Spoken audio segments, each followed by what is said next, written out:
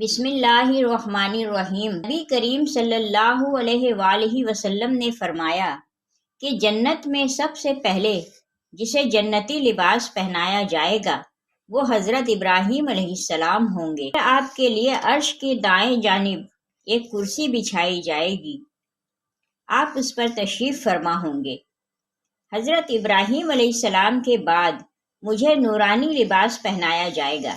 صحابہ کرام رضوان اللہ تعالی علیہم اجمعین نے نبی کریم صلی اللہ علیہ وسلم سے دریافت کیا کہ یا رسول اللہ، جس مقام پر آپ جلوہ فرما ہوں گے کوئی دوسرا بھی آ سکے گا؟ آپ نے فرمایا کہ ہاں، میرا وہ امتی جو فرض کی ادائیگی کے بعد 10 بار درود پاک پڑھے گا، ایسے شخص کو بھی میری طرح جنتی لباس پہنایا جائے گا۔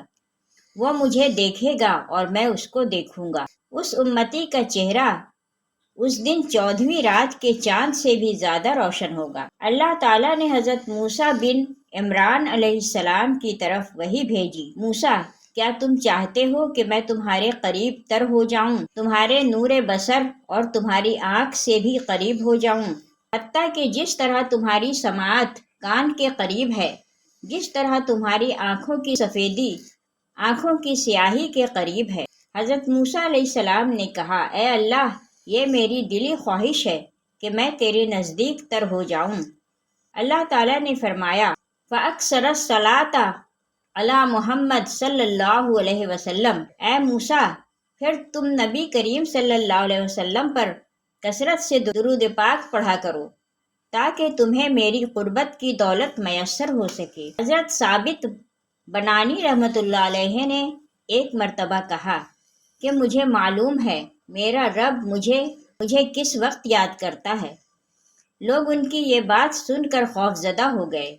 کسی نے عرض کیا، یہ بات آپ کس طرح جانتے ہیں؟ فرمایا، جیسے میں اسے یاد کرتا ہوں ویسے ہی وہ مجھے یاد کرتا ہے۔ حضرت ابو ہریرہ رضی اللہ تعالی عنہ سے روایت ہے، فرماتے ہیں کہ میں نے نبی کریم صلی اللہ علیہ وآلہ وسلم سے سنا ہے، آپ صلی اللہ علیہ وآلہ وسلم نے ارشاد فرمایا کہ ایک شخص کی موت کے وقت ملک الموت حاضر ہوا، اس نے اس کے اعضاء کو پھاڑ کر دیکھا تو کوئی نیک عمل اس نے نہیں پایا، اور پھر اس کا دل ٹٹولا تو کوئی نیک عمل نہیں ملا، پھر اس کے جبڑوں کو ٹٹولا تو زبان کے ایک طرف حلق کے پاس وہ کہہ رہا تھا، لا الہ الا اللہ، تو اس کلمہ اخلاص کی وجہ سے اسے بخش دیا گیا۔ ایک دن حضرت موسیٰ علیہ السلام کسی راستے سے گزر رہے تھے کہ ان کے دل میں خیال آیا کہ صرف میں ہی اللہ کا ذکر کرتا جا رہا ہوں اور کوئی نہیں جو اللہ کا ذکر کر رہا ہو۔ تو اللہ نے تمام جانداروں اور درختوں پتوں کو حکم دیا کہ ذکر کی آواز بلند کر دو، تو ہر طرف اللہ کے ذکر کی آواز بلند ہو گئی۔ تو موسیٰ علیہ السلام سجدے میں گر گئے اور کہا کہ اے رب کائنات، کیا زمین کے نیچے بھی تیرا ذکر ہوتا ہے؟ تو اللہ نے کہا، اپنا عصا زمین پر مارو۔ تو حضرت موسیٰ علیہ السلام نے اپنا عصا زمین پر مارا تو زمین پھٹ گئی اور پانی نکلا۔ تو اللہ نے کہا، اس پر بھی عصا مارو۔ آپ نے پانی پر بھی عصا مارا تو پانی پھٹ گیا اور ایک پتھر نکل آیا۔ تو اللہ نے کہا، اس پر عصا مارو۔ تو آپ نے پتھر پر عصا مارا تو ایک سبز رنگ کا جانور اللہ اللہ اللہ کا ذکر کر رہا تھا۔ تو آپ نے اس سے پوچھا کہ کب سے ذکر کر رہے ہو؟ تو اس جانور نے کہا، میں آج سے 5100 سال پہلے سے ذکر کر رہا ہوں۔ تو آپ نے پوچھا، کیا کھاتے ہو، کیا پیتے ہو؟ تو جانور نے کہا، اے اللہ کے نبی، میرا کھانا پینا اس اللہ کے ذکر میں ہے، مجھے بھوک لگتی ہے نہ پیاس، اور اے اللہ کے نبی اب آپ جائیں، کیونکہ جب سے اللہ نے مجھے بنایا ہے میں نے کسی سے بات نہیں کی، کہیں ایسا نہ ہو اللہ مجھ سے ناراض ہو جائے۔ یہ سن کر موسیٰ علیہ السلام سجدے میں گر گئے اور زمین برابر ہو گئی۔ میرے بندو، تم مجھے یاد کرو، میں تم کو یاد رکھوں گا، اور میرا احسان مانو اور ناشکری نہ کرو۔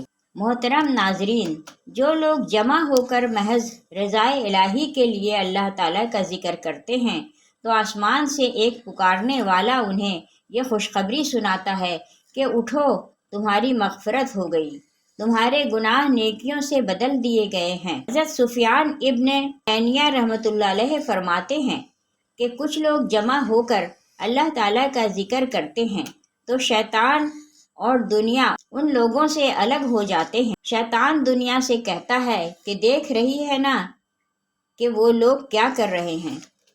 دنیا جواب دیتی ہے کوئی حرج نہیں، کر لینے دے، جب یہ جدا ہوں گے تو میں ان کی گردنیں پکڑ کر تیرے پاس لے آؤں گی۔ حضرت سیدنا حذیفہ رضی اللہ تعالی عنہ فرماتے ہیں میں نے نبی کریم صلی اللہ علیہ وآلہ وسلم کو اپنے سینے سے ٹیک لگوائی ہوئی تھی۔ اس دوران میں آپ صلی اللہ علیہ وسلم نے فرمایا، اس شخص نے اللہ کی رضا کے لیے لا الہ الا اللہ کا اقرار کیا اور اس کی زندگی اسی اقرار پر ختم ہوئی تو وہ شخص جنت میں جائے گا۔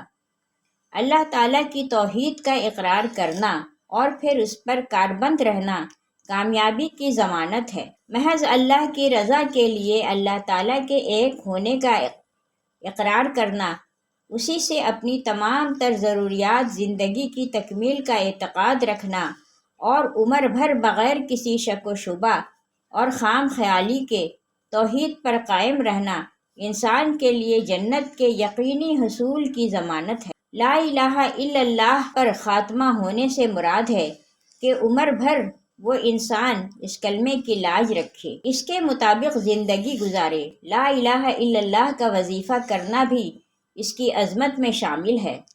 لا الہ الا اللہ افضل ترین کلمہ ہے۔ اس شخص کو موت کے وقت کلمہ نصیب ہو جائے، نبی کریم صلی اللہ علیہ وآلہ وسلم نے اس کے جنتی ہونے کی ضمانت دی ہے۔ لا حول ولا قوت الا باللہ پڑھنے کی فضیلت۔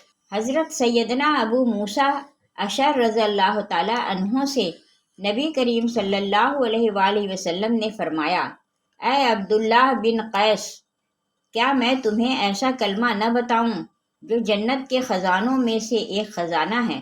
وہ کلمہ ہے لا حول ولا قوت الا باللہ۔ بغور جائزہ لیا جائے تو معلوم ہو جاتا ہے کہ ان کلمات میں انسان کی بحیثیت مخلوق عاجزی کے اظہار کا وہ انداز پایا جاتا ہے جو واقعی ایک مخلوق کا اپنے خالق کے سامنے ہونا چاہیے۔ یہی کلمہ انسان کے عقیدہ توحید کو مضبوط کرتا ہے۔ جو شخص ایک دن 100 مرتبہ سبحان اللہ و بحمدہ کہے گا، اس کے تمام گناہ معاف کر دیے جائیں گے، اگرچہ سمندر کے جھاگ کے برابر ہوں۔ جب بندہ الحمدللہ کہتا ہے تو آسمان اور زمین کے درمیان حصہ کو بھر دیتا ہے۔ پھر جب دوسری مرتبہ الحمدللہ کہتا ہے تو 7ویں آسمان سے نیچے کی زمین تک پر کر دیتا ہے۔ پھر جب تیسری مرتبہ الحمدللہ کہتا ہے تو اللہ تعالیٰ فرماتے ہیں کہ مانگ، تجھے دیا جائے گا۔ روایت ہے کہ ایک شخص نبی کریم صلی اللہ علیہ وآلہ وسلم کی خدمت میں حاضر ہوا اور عرض کیا، مجھ سے دنیا نے رخ پھیر لیا ہے اور میرا ہاتھ تنگ ہو گیا ہے۔ نبی کریم صلی اللہ علیہ وآلہ وسلم نے ارشاد فرمایا کہ فرشتوں کی نماز اور مخلوق کی تسبیح کیوں نہیں پڑھتے؟ اس تسبیح کی بدولت تو لوگوں کو رزق ملتا ہے۔ شخص کہتا ہے کہ میں نے عرض کیا یا رسول اللہ، وہ کیا چیز ہے؟